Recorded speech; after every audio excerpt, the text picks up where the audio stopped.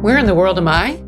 I'm in San Diego talking about Cape Town, South Africa, and this is part 1 of 2. A few months ago, I returned from a 90-day journey around the world, and I'm excited to connect with you today. My FAQ is, Carolyn asked me about traveling and how to improve her posture while traveling. I think about that a lot. I look down at my screens and I slouch. That's a habit I want to break too.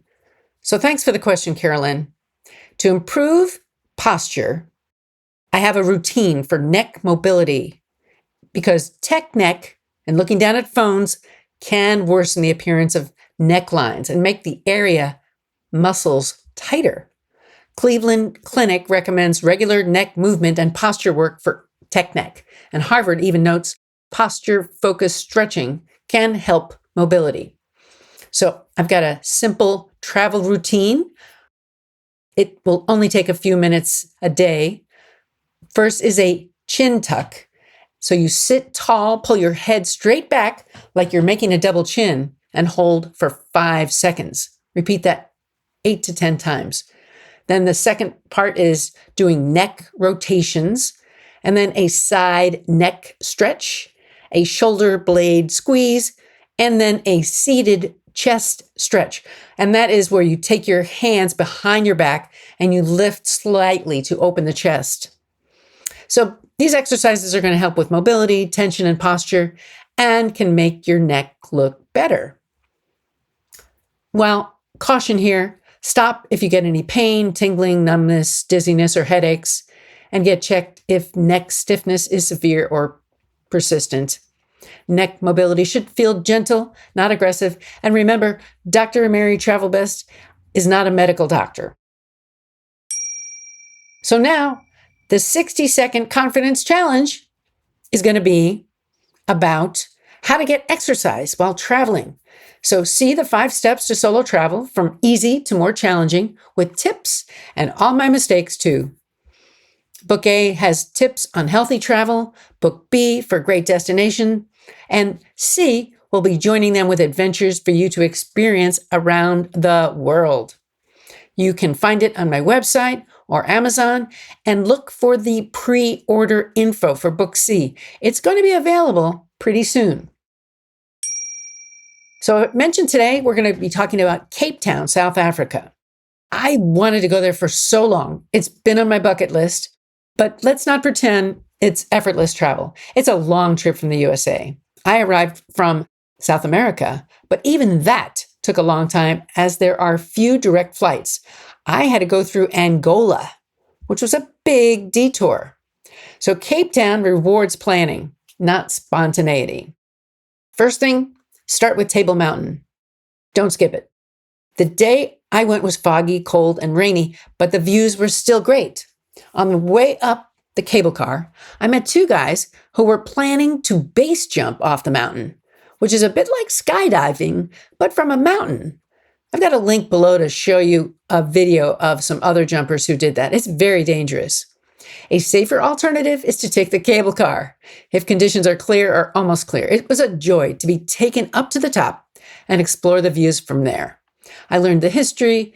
Hey, you could even have lunch up there. There's a nice restaurant. Weather changes fast, though. If you wait for the perfect day, you may miss it. So go early and stay flexible.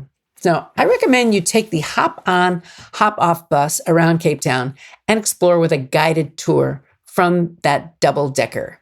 You could just listen on the audio. I did that, plus the wharf, art museums, aquarium with jellyfish and shark exhibits, and the beach, of course. The red line takes you to Table Mountain.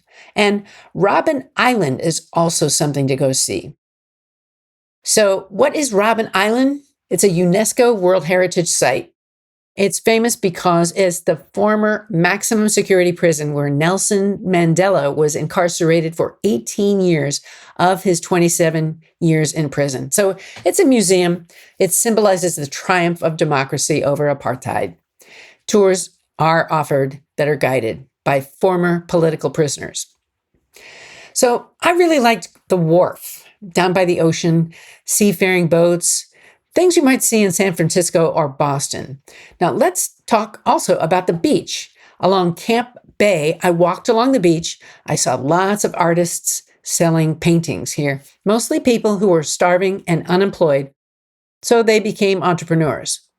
There were also people standing in the street with cups for coins. So it's a city with all the good and the bad. So one of the things you might want to do is the Cape Peninsula. That's where Cape Town becomes unforgettable. So drive or hire a driver to experience Chapman's Peak Drive and the Cape of Good Hope. You'll see cliffs, wind, and ocean. It feels like the edge of the world, and in many ways it is. So make sure that you have comfortable shoes. Obviously, you're not going to be wandering around too much. Stick to the main parts of the city.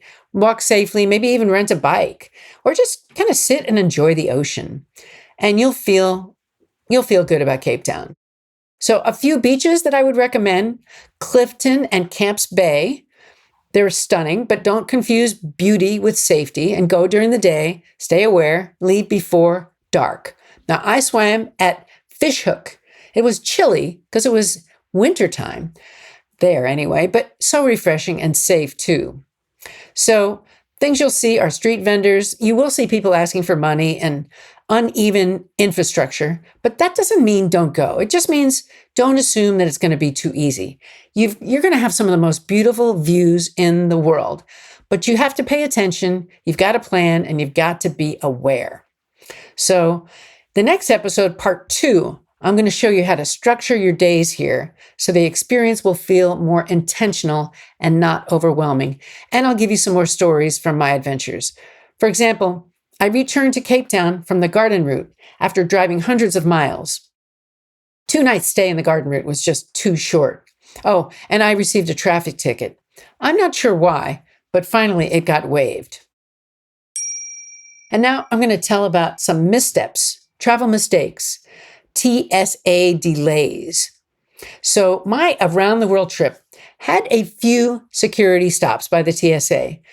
The last few years, I've been stopped for bringing all kinds of items across the border. The most recent stop was for bringing spices. It was in a sealed container. So the next time I carry spices, I'm going to check that bag. The TSA spent 5 minutes checking my spice for tampering on the way to Taiwan last month. So that was an unusual experience. So thanks for listening, and I'll see you on the next journey. Please consider reviewing the book series and look for pre-orders for Book C, 5 Steps for Solo Travel. Thank you. What's on your travel bucket list? Tell the doctor and her team of women who travel the world seeking the very best. Dr. Travelbest, that is.